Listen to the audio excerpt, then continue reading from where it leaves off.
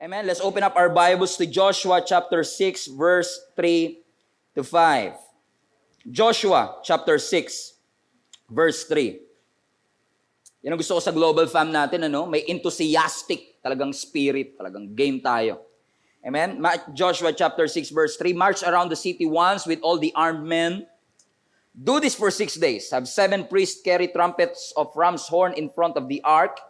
And on the 7th day, march around the city 7 times with the priests blowing the trumpets. And when you hear them sound a long blast on the trumpets, have the whole army give a loud shout, and then the wall of the city will collapse. After you shout, the walls will collapse, and the army will go up, and everyone will go straight into the city. Once again, I want to call this message 13 laps and 1 shout. 13 laps, 1 shout. Kung familiar kayo sa story mga kapatid ng mga Israelites, sila po ay inalipin ng Ehipto for 430 years. Sa loob po ng halos 11 generations, sila po ay namuhay na alipin, ang mindset alipin, ang kinakain, pang-alipin. Hindi po naging maganda ang kanilang sitwasyon.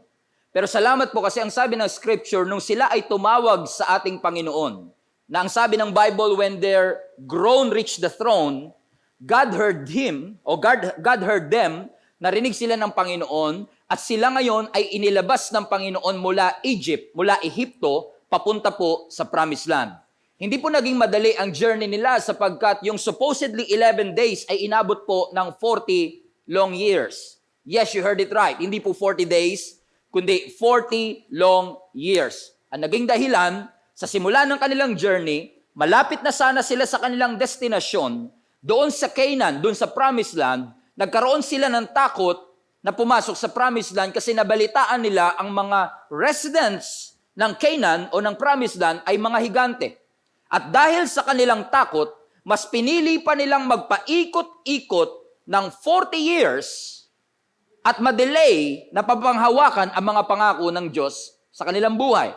In fact, si Moses na naglabas sa kanila ay hindi na nga nakapasok sapagkat si Moses ay namatay na at si Joshua ang pumalit sa kanya. Si Moses ang naglabas pero si Joshua ang nagpasok sa kanila. Ang new generation of leadership ang nagpasok sa kanila doon sa Promised Land. Pero ang sabi ng Scripture, after 40 long years, matapos ang 40 taon na paikot-ikot sa wilderness, finally, they made it to the Promised Land. Finally, nakita na nila, nasilayan na nila, at natapakan na nila ang lupang pangako. Ibig sabihin, the moment they step into the Promised Land, the moment they cross the Jordan River, the wandering stage is over. The complaining stage is over. Yung umaasa sila is already over, and now they are ready to experience and get a hold and possess everything that God has prepared for each and every one of them. Nung sila ay nagstay sa Gilgal, lahat ng lalaki ay na-circumcise. Pagkatapos ng circumcision, they are now ready to possess their possession. Now they are marching forward through the Promised Land. Nagmamarcha na sila papalapit at para maposes ang kanilang possession, pero nagkaroon sila ng malaking setback sapagkat yung Jericho City na merong matinding Jericho Wall, ang unang-unang kailangan nilang pabagsakin. The very thing that is standing in their way mula sa Promised Land at sa kanilang situation ay ang Jericho Wall. Sabi ng Scripture sa Joshua chapter 6 verse 1, now the gates of Jericho were securely barred because of the Israelites. No one went in, no one came in. O no one went out and no one came in. So mapapansin niyo mga kapatid na ang gates of Jericho, ang Jericho is just a small city. Maliit na city lang yan eh. Pero ang Jericho na maliit na city is famous for its walls. Matindi yung wall na nakapalibot dito na sabi ng maraming Bible scholars, about 17 feet ang taas ng wall na ito at 5 feet ang lawak nito. Grabe yung wall na ito, made of pure stones.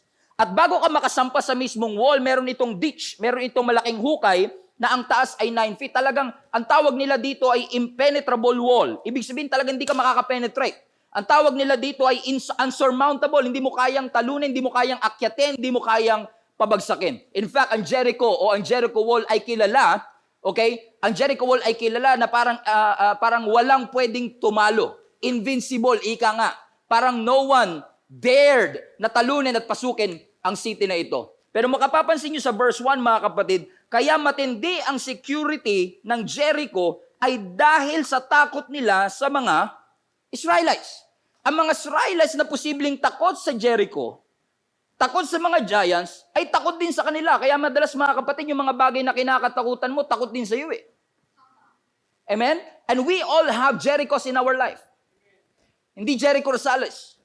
Kundi may mga Jericho tayo, that's a metaphor for a challenge. It's a metaphor for a problem. And ang Jericho sa ating buhay is not a picture of somebody or someone or something that is attacking you.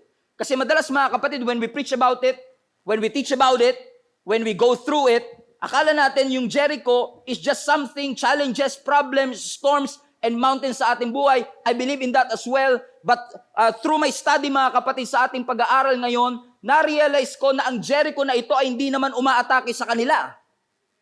So this Jericho is not a picture of something or someone that is attacking you, but this Jericho is a picture of something that is hindering you, humaharang sa iyo, para ma-experience mo ang God's best sa iyong buhay.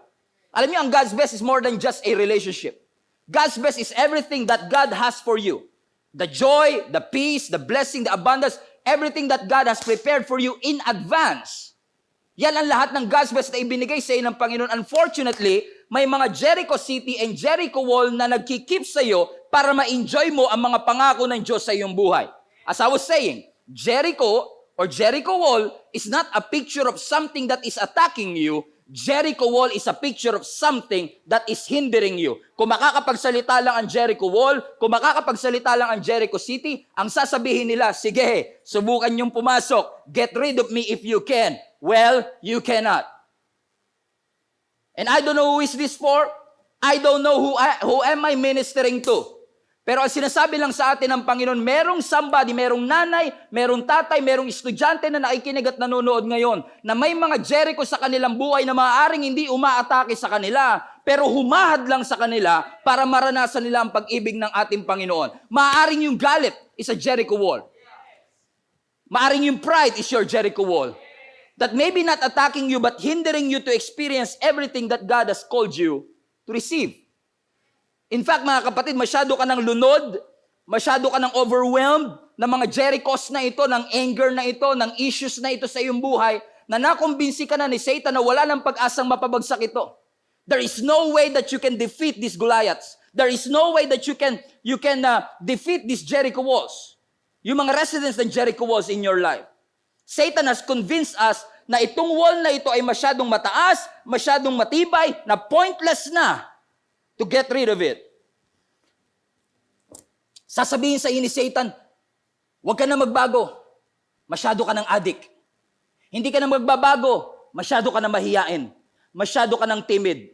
Masyado ka ng intimidated. Masyado ka ng takot. There is no way that you can change. And Satan has convinced you, masyado nang mataas ang Jericho wall na wala ng pag-asa na mapagtagumpayan mo ang lahat ng ito. Na malagpasan mo ang lahat ng bagay that is keeping you from receiving the joy that God has for you. Hallelujah. And I'm here to minister to somebody, mga kapatid, na ang Jericho wall might be mightier than you, might be higher than you, but your Jericho wall is not mightier and higher than the God that you serve. Pastor, you don't know what you are saying. Pastor, this problem, these challenges, this anger, this unforgiveness is just too much for me to handle. Yes, it is too much for you to handle for a reason. Kailangan mo mapapaalalahanan ng iyong sarili, meron bang bagay na mahirap sa ating Panginoon? Is there anything that is too difficult for your God? Wala. Lahat ng bagay ay kaya nating lagpasan at mapagtagumpayan kasi alam natin na mighty man ang kaaway. Ang Diyos na pinaglilingkuran natin ay Almighty. Hallelujah. I'm preaching myself happy.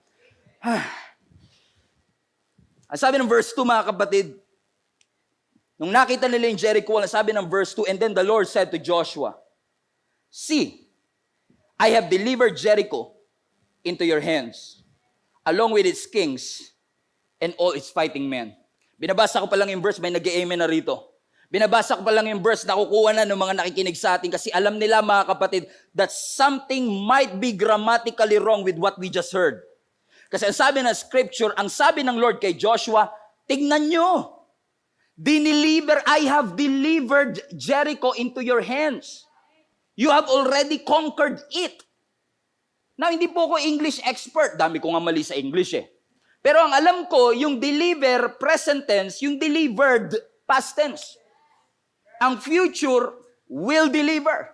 Hindi sinabing, I will deliver you, o I will deliver Jericho into your hands. Ang sabi ng scripture, I have delivered it. Hindi pa nagsisimula yung laban, panalo ka na kagad.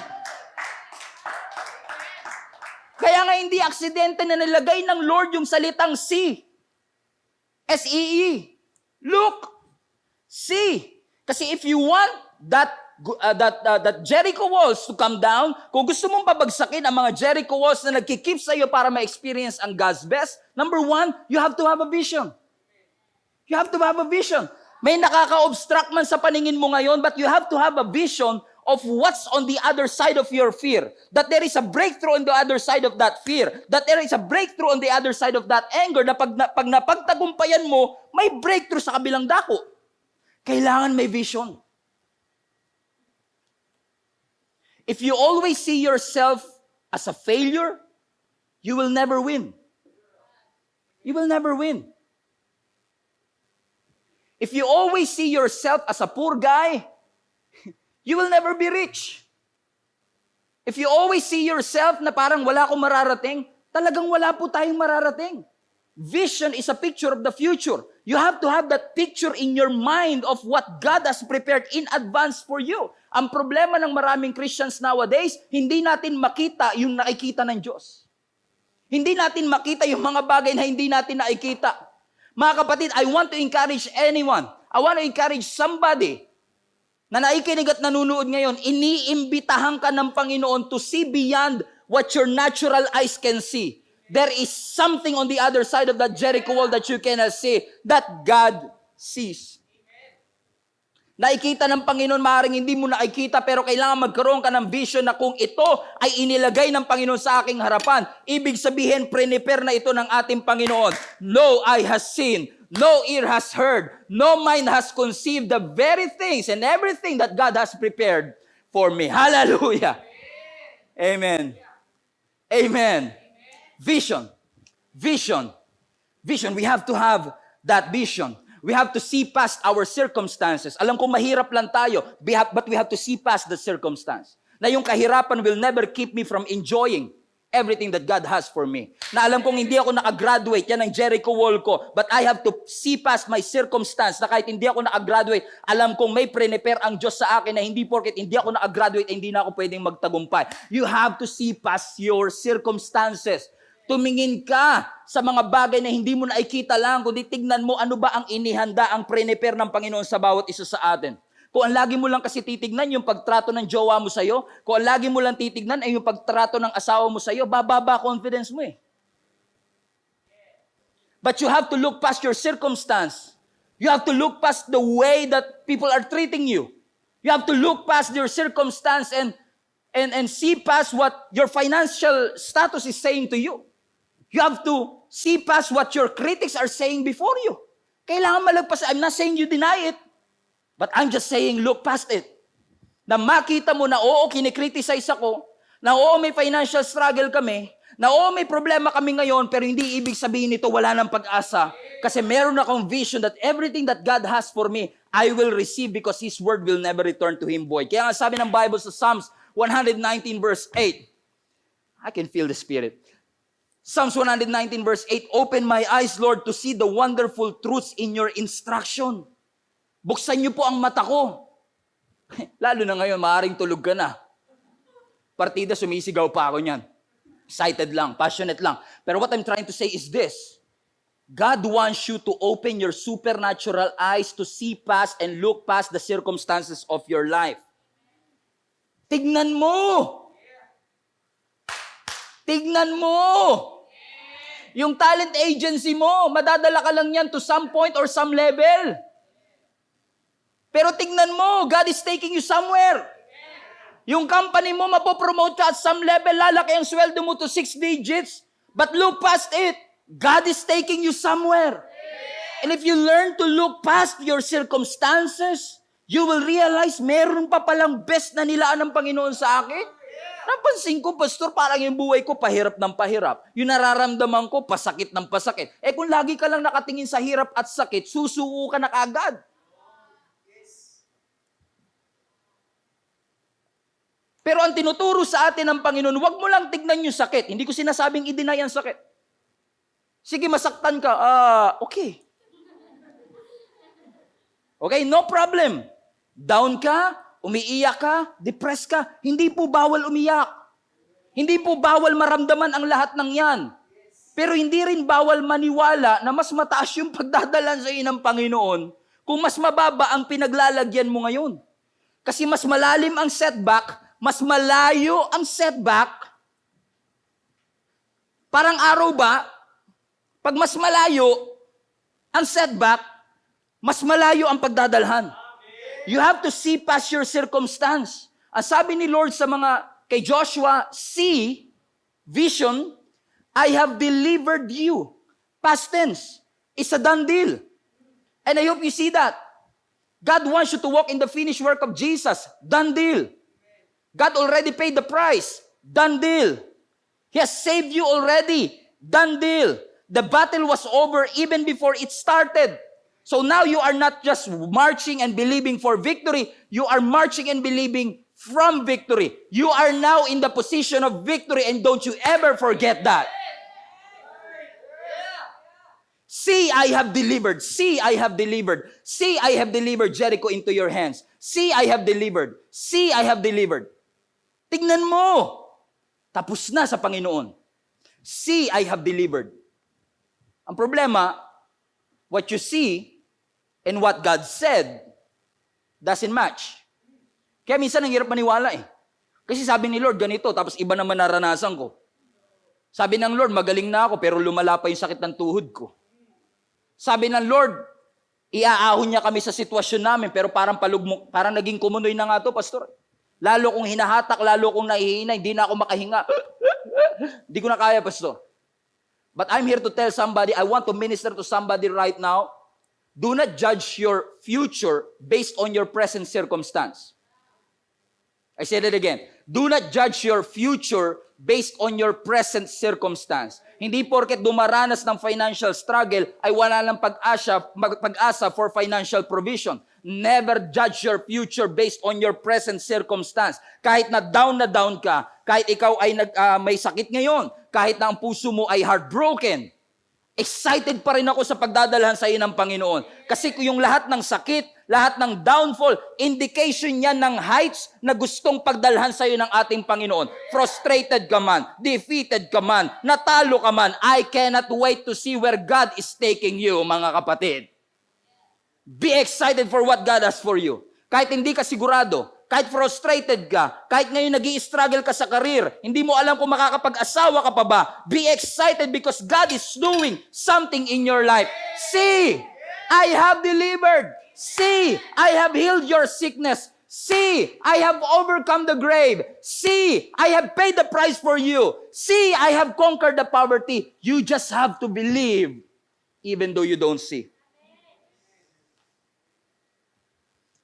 Kaya sabi ng verse 3, instruction sa kanilang Panginoon, march around the city once with all the armed men and do this for 6 days.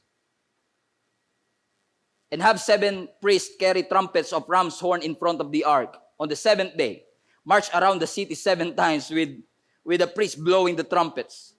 And when you hear them sound a long blast on the trumpets, have the whole army give a loud shout, and then the wall of the city will collapse and the army will go up and everyone will straight go into the city. So ang instruction sa kanila, okay, andyan ang Jericho, fortified city, ang laki ng kanilang gate, ang laki ng kanilang wall, impenetrable, insurmountable. Ano kaya maganda rito? Archers? Sword? Kailangan natin dito mga experienced warrior. Okay? Kung ako yun. Buti na lang hindi ako yun. Ang sabi ng Lord sa kanila, ito instruction ko sa inyo ha. Magmarcha kayo, palibutan nyo ang buong Jericho, magmarch kayo once a day. So sa isang araw, isang ikot. Sabi ko nga sa inyo, maliit lang yung Jericho, kayang ikutin sa isang araw. It's just that ang taas ng wall. Hindi sila makapasok. Kasi ang mga Israelites, galing sa slavery, wala silang makinarya. Katulad ng iba. So, instruction sa kanila ng Panginoon, very weird. Mag-marcha kayo once a day. Siguro ko ako si Joshua, okay, Lord, march once a day, and then, wala na, once a day, march, ikot lang. So, ikot-ikot lang, ikot-ikot-ikot lang, ikot-ikot lang, ikot-ikot-ikot, ganun lang, Lord. Yes. March around the city once. Magma-march kami because, parang si Chris lang, no? Magma-march kami because, sure ka, Lord, march around the city. Sabi ng Lord, once a day, pero pagdating ng 7th day, you have to circle it 7 times. So sa 7th day, 7 times, once a day for 6 days, a total of 13 laps. 13. There you go, our title. 13 laps. For 13 times, iikot kayo, and you are not sure what's gonna happen. Kasi nga ako yung tatanungin ko, anong sunod, Lord? Iikot kami, tapos handa na namin yung sword. Hasain na namin, tapos kinisin na namin yung armor namin, ganun ba? Kasi aatakihin na ba namin? Susugod ba kami? Tatambakan ba namin yung ditch? Para makapasok kami? Hindi, sabi ng Lord, march around the city, pero pagdating ng 7th day, pagkatapos yung umikot ng 7 times, lahat kayo sisigaw. Okay. And then, sisigaw because, sabi ng Lord, sisigaw kayo, and the walls will collapse. Babagsak yung wall. Because, ng kusa. Babagsak ng kusa, Lord. Teka lang, anong military strategy yan, Lord? Babagsak siya because of sound, di niya kinaya yung sound ng sigaw. Paano siya? Because sometimes, God's way appear to be foolish. Parang minsan, nagulat ka rin, ito talaga? Kasi ang instruction sa kanila ng Lord, simple lang march and circle. March and circle. Umikot kayo ng umikot. Hindi pa bumabagsak. May instruction na, ang sabi ng Lord, I have delivered. Paano kami delivered? March and circle. Naman tanong, sa dami-dami ng numero, why 13? Sa dami-dami ng pwedeng gawin, bakit? Di ba pwedeng isang lap lang? Okay na? Have you ever asked that questions? I always ask these questions. Bakit? Sino na naniniwala, masyado makapangyarihan ng Lord, kahit half lang na ikot, pwede na. Hindi kailangan whole. Pero bakit kailangan paulit-ulit? Bakit kailangan once a day? Kasi sabi ng scripture, pag ikot nila ng day 1, hindi sila mag-i-stay doon, hindi sila magkakampo doon, uuwi sila sa camp nila. Can you imagine kung kayo yung taga Jericho? Tapos naglalakad, ayan yung mga Israelites, yan yung tumawid ng Jordan River, takot tayo dyan, takot, pero huwag kang magpapahalata. Prim and proper lang tayo. Hindi tayo magpapahalata na takot tayo sa kanila. Tapos tinitingnan nila yung mga Israelites, umiikot, instruction pa ng Panginoon sa kanila, huwag kayong magsasalita. Ang creepy kaya nun. Imagine niyo yun, iniikutan ka ng kaaway mo, tapos hindi nagsasalita. Handa kayo, susugod yan. Ba't umaalis na kagad? Next day, umikot ulit. Yan naman sila. Can you imagine this? Kasi takot nga yung Jericho sa kanila Habang tinitingnan sila, ang sabi lang ng Lord, march and circle. Kung ako naman yung mga sa Israelites, ikot kami, si Joshua, leader. Ikot kami, sir. Teka lang, pinunasan ko pa naman tong armor ko. Kita mo reflection, tingnan mo. Kita mo reflection, ganyan kakinis yan. Yung espada ko, sobrang talas to. 40 years ko itong hinasa sa desert. So, kailan gagamitin? Excited ka Pero imagine niyo to, sabi ni Joshua, guys, okay, ikot tayo, Ikot sila. Pure Gold, Jollibee, Monumento. Dito na ulit tayo Nakaikot na tayo. Sabi ni Joshua, uwi na tayo, balik tayo sa camp. Imagine mo kung ikaw yung asawa ng soldier. Nag-aantay ka, nagluto ka pa ng sopas para sa asawa mo. Pag sopas, honey, kamusta? Napabagsak niyo na ba yung Jericho? Ba't walang dugo yung espada mo? Bakit yun nga nakakapagtaka si boss Pinaikot niya lang kami, tapos umuwi na raw kami. Siguro bukas. Second day, pinagluto pa siya ng Daniel Pas pa sila nun eh. Pinagluto pa sila, ikot na naman sila. Boss, alam niyo, buti na lang, walang Facebook ng time na yon. Kasi kung may Facebook ng time na yon, imagine niyo, bawal silang magsalita, pero pwede silang mag-post. Alam mo yung umiikot sila, nagtatanong, may GC sila, hindi kasama si Joshua. Ganun kasi yun eh. Kung sino pinag-uusapan nyo, hindi kasama si GC, right?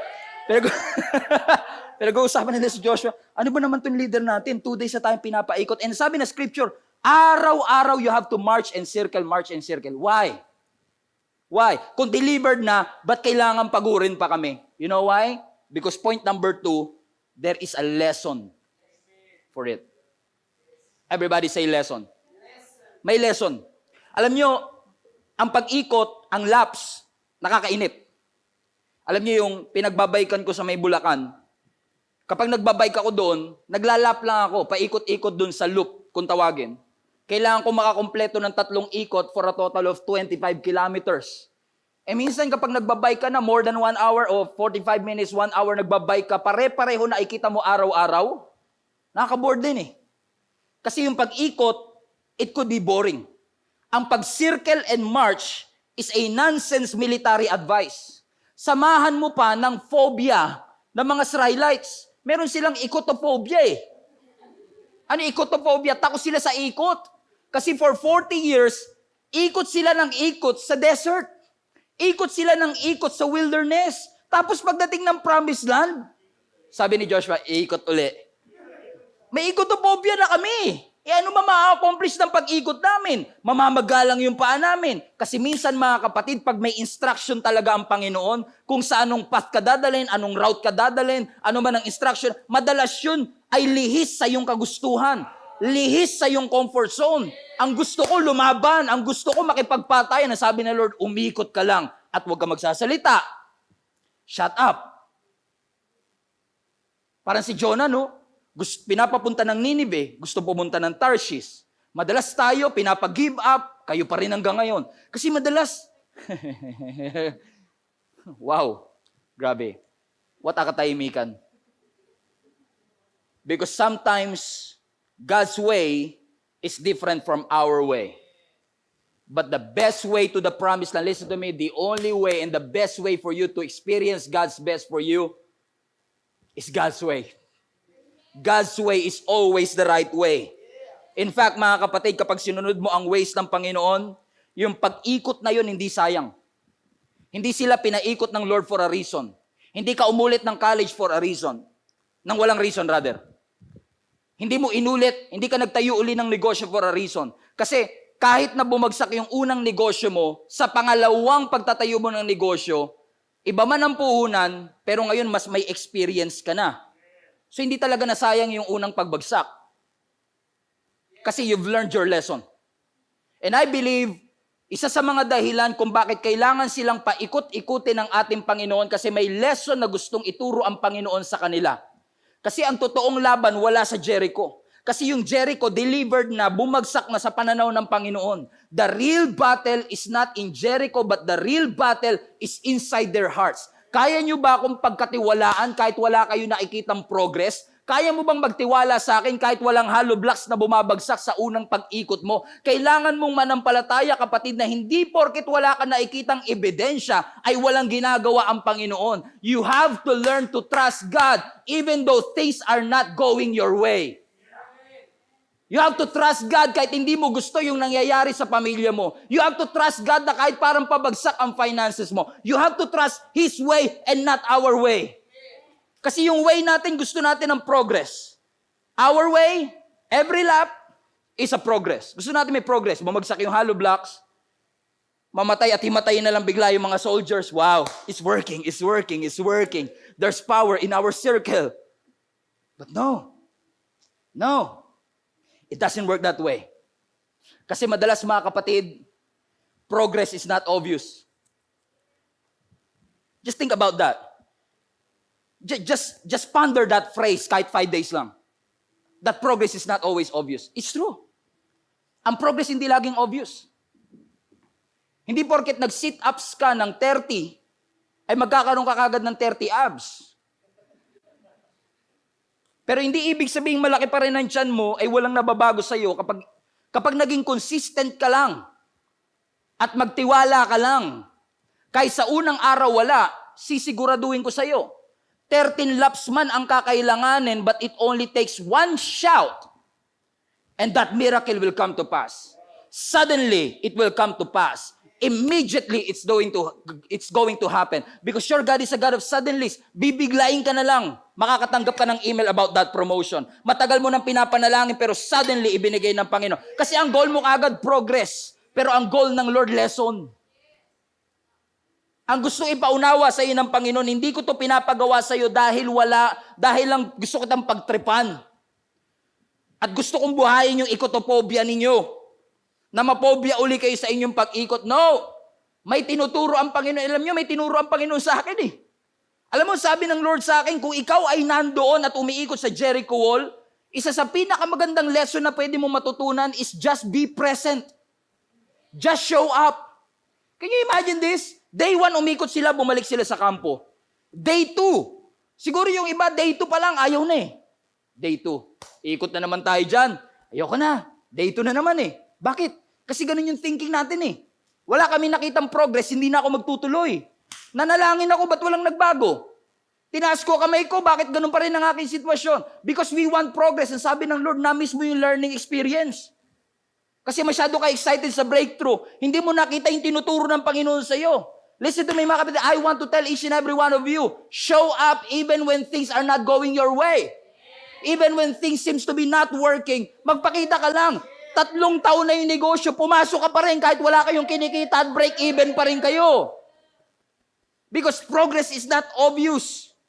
Minsan takot na takot tayo magpakita sa mga Jericho wall ng ating buhay. Pero gusto ko lang, di ko alam kung sino kausap ko. Parang isa lang kausap ko ngayon eh. Pakiramdam ko may kinakausap pa Panginoon, nakaupo sa office table eh. Sinasabi ng Panginoon sa iyo, kahit na takot ka sa Jericho wall ng buhay mo, just be there. Just be present. Just show up even though things are not going your way. Kahit parang walang progress, magpakita ka lang. Sa school nga, pumapasa ka kahit di ka marunong, basta lagi ka lang present. Totoo yan. Kahit hindi ka matalino, basta lagi kang present, pasado ka. Tapos sa spiritual life natin, gusto mo ng breakthrough, gusto mong pabagsakin yung Jericho wall, absent ka lagi.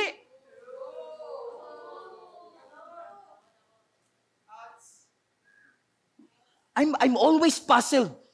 Buti pa nga yung iba, sa sobrang desperado nila sa miracle, lumuluhod pa. Mula tugatog hanggang baklaran. Pero tayo minsan, sabi lang ng Lord, keep praying. Pastor, nakaka 14 days na tayo ng Daniel fast, wala pa ring breakthrough. Hindi na ako magpapakita sa Wednesday. Sa ating last prayer night rally for this fasting. Kahit wala pang breakthrough, show up. Be present. Be there. Kapag pinapaikot ka ng Lord sa Jericho wall mo, hindi cruel ang Diyos. Na kung ano kinakatakutan mo, yun papapalapitan sa iyo. May rason ang Diyos kung bakit niya inaalaw na gawin mo yun. Kapag ikaw ay ang hirap kasi ng paikot-ikot, mas maganda pa nga yung isang diretso na lang eh. At least alam mo, pag malapit, doon ka maghahanda. Pero yung araw-araw kang umiikot, ibig sabihin, kahit saan ka tumingin. Nararanasan niyo yun madalas? Kahit anong iwas mo, parang nasa peripheral vision mo siya. Kahit saang angle ka, nandito siya sa peripheral. Lagi mo siyang kita eh. Pero may reason ba kung bakit gusto ng Lord ay hindi square?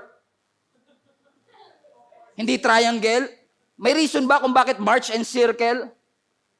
Sinabi ng Panginoon, just show up every day. Just show up every day. Just be there. Just be present. Just keep on praying.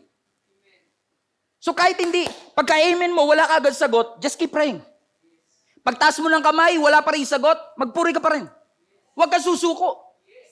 Just keep praying. Just keep on believing. Just keep on reading the word. Just keep on praying. Kahit wala.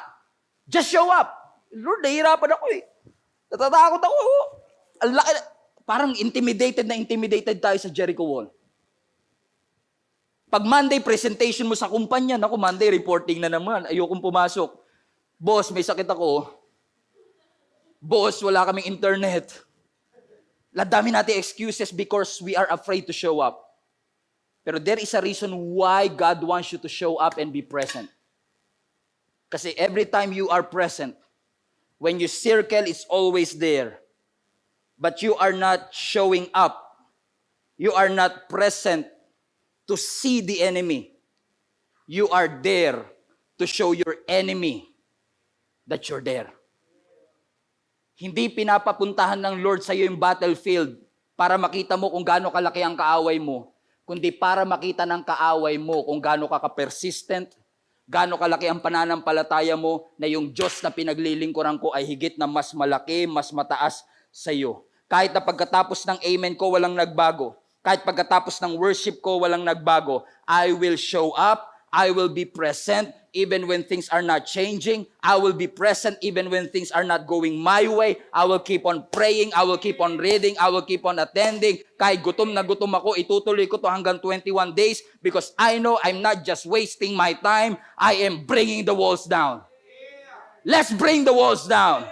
Let's bring that bondage and that stronghold. Pabagsakin natin, mga kapatid. Kasi alam ko, mga kapatid, wala magagawa yung intimidation, wala magagawa yung fear. Kaya tayo natatakot sa wall natin kasi lagi tayong nakatingin sa Kanya. Ang suggestion ko sa inyo, kapag umiikot kayo sa mga wall ng buhay ninyo, huwag niyong kakaligtaan yung weapon ninyo. Na imbis na nakatingin ka sa wall mo, dito ka tumingin. You don't focus on the wall, you focus on the Word. You focus on the Word. Let the weak say, I am strong. Let the poor say, I am rich. No. God will make a way where there seems to be no way. God did not give me a spirit of fear. Always focus on the Word, not on the wall. May lesson ang Lord kung bakit pinapaikutan ito sa iyo.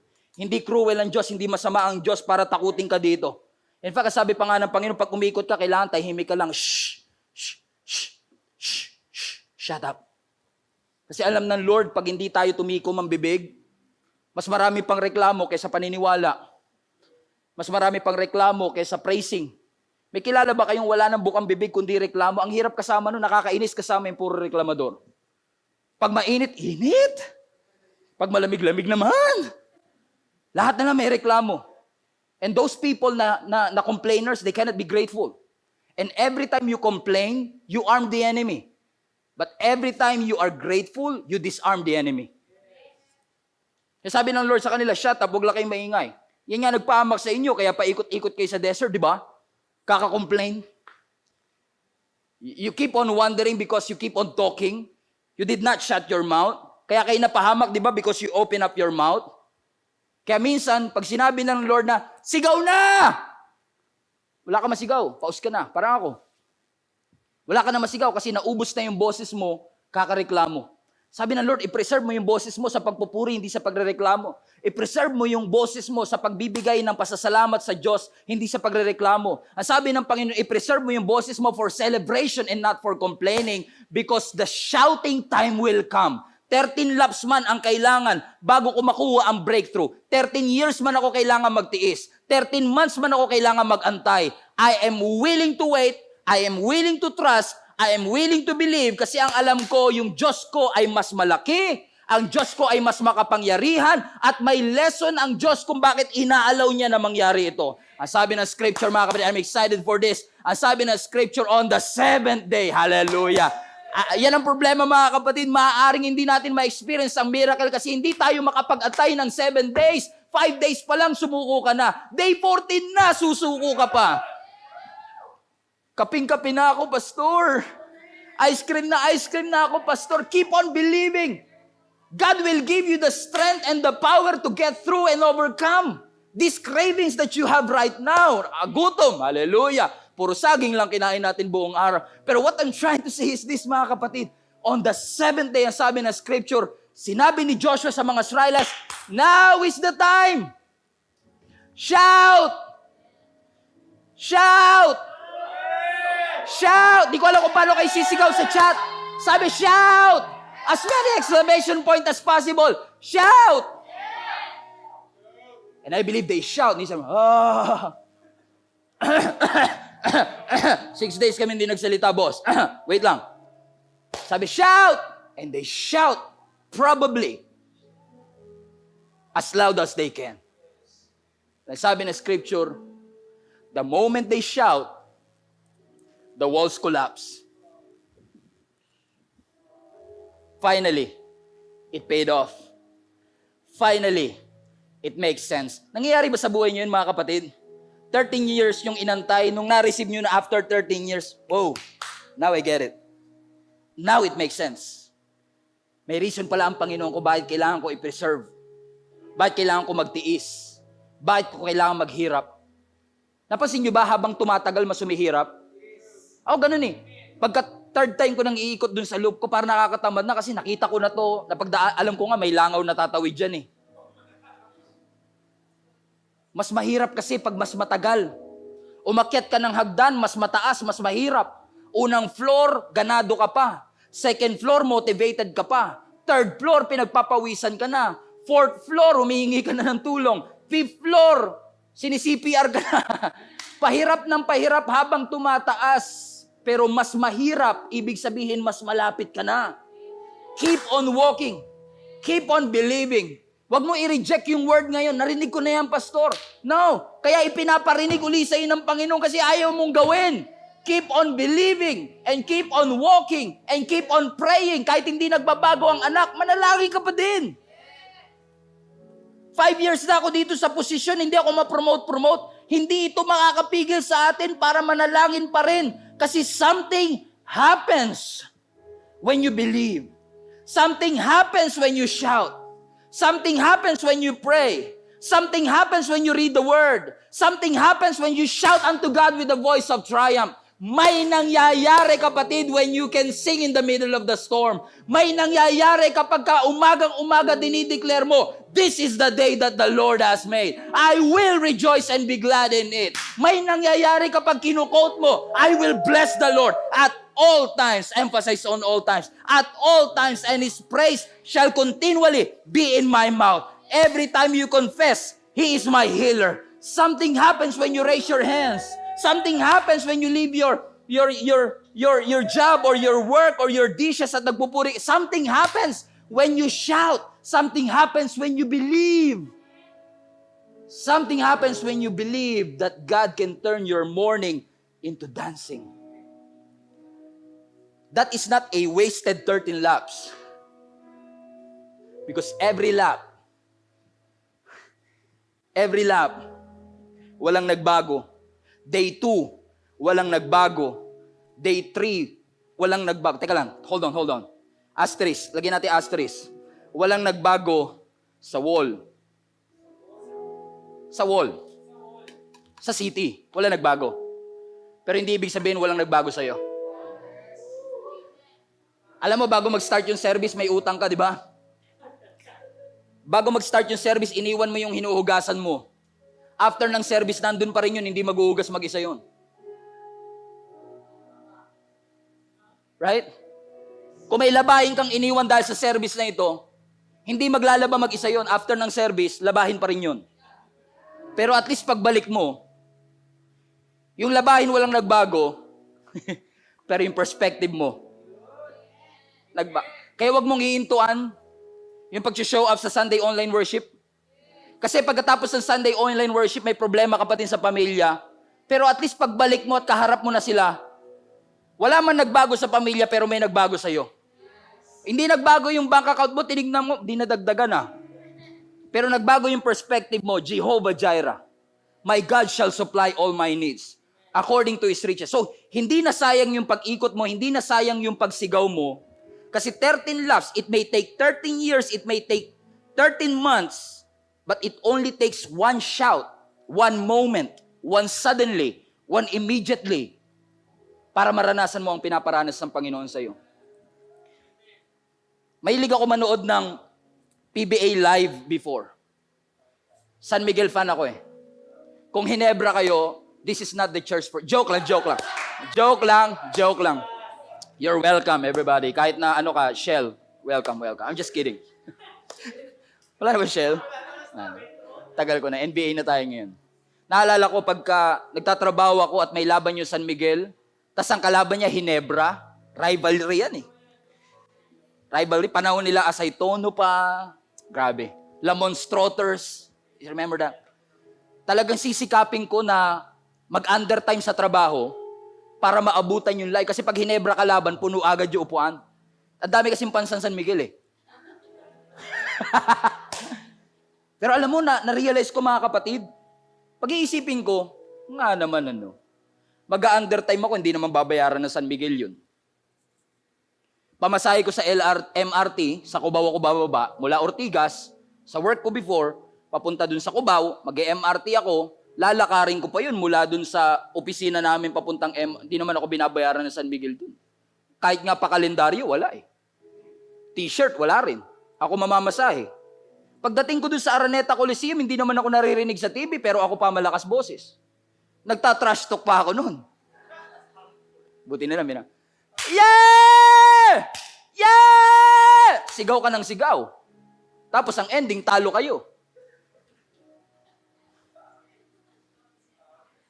Napaus na ako, talo pa kami.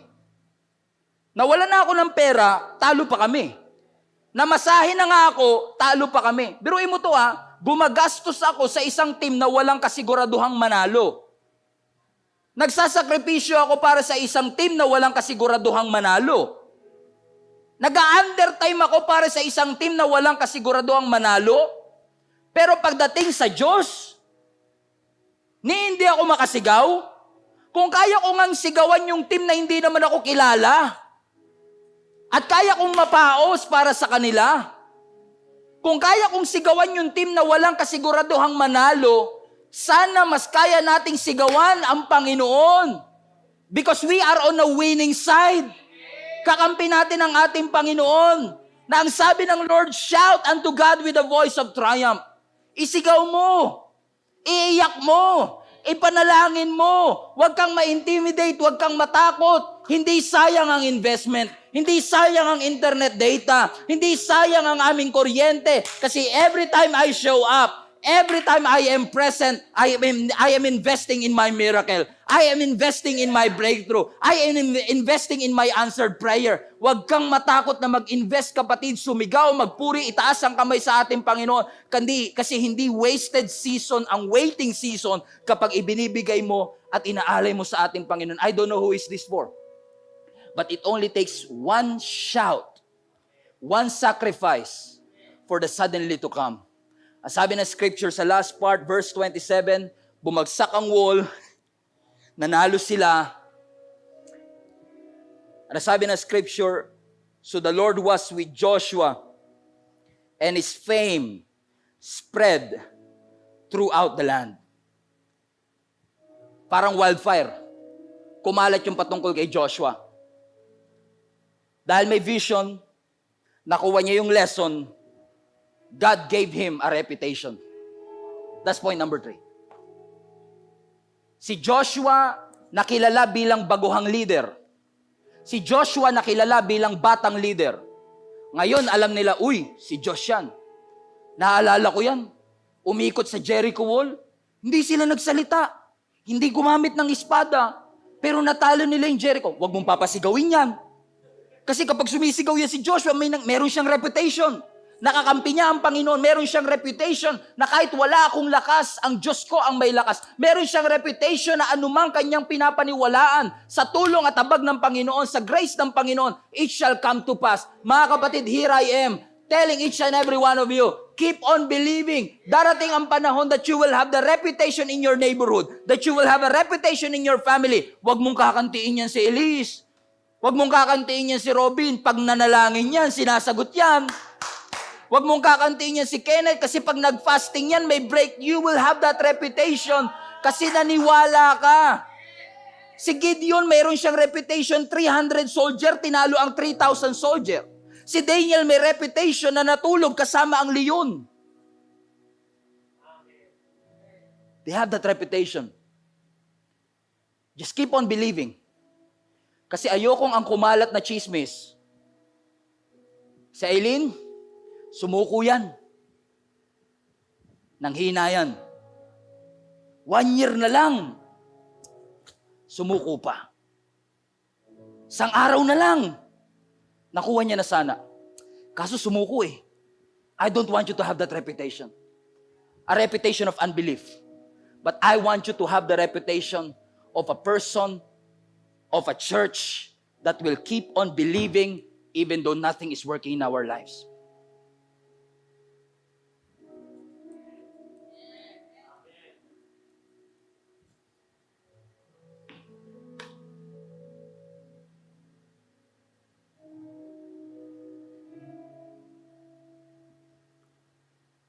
Just digest on that for a moment.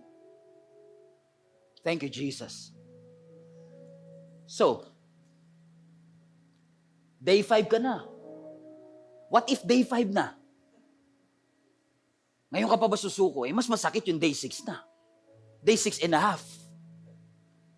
Ngayon ka pa ba susuko? God has been present to you then. What makes you think that He will not be present to you now? Dati nung niluhod mo sa Panginoon, dininig. Ngayon nagdududa ka? If God did it to you then, what makes you think that God will not do it to you now? Iba mang sitwasyon, iba mang problema, pero parehong Diyos yung pinapaniwalaan natin. Bakit? Ang pagkakakilala mo lang ba kay Lord is a provider? Kaya din niya mag-protect. Kaya din niya mag-deliver. Pastor, dati kasi yung ginawa naman ni Lord, yung nakalampas kami sa financial struggle, ngayon may sakit eh. Bakit? Ang pagkakilala mo lang kay Lord, provider? Hindi ba siya Jehovah Rapha? Na Diyos na nagpapagaling? I want you mga kapatid to desire and dream and pray to God and say, Lord, I don't understand kung bakit sa dami-dami ng magulang, ako talaga binigyan mo ng ganitong anak. I don't understand kung bakit sa dami-dami ng pwedeng ma-promote, yung kaaway ko pa. Hindi ko maintindihan, Lord. Naging mabait naman kami. Bakit abusive ang tatay ko? Sinunod naman kita. Sabi ng Panginoon sa iyo, march and circle. March, circle, and shout. March, circle, and shout.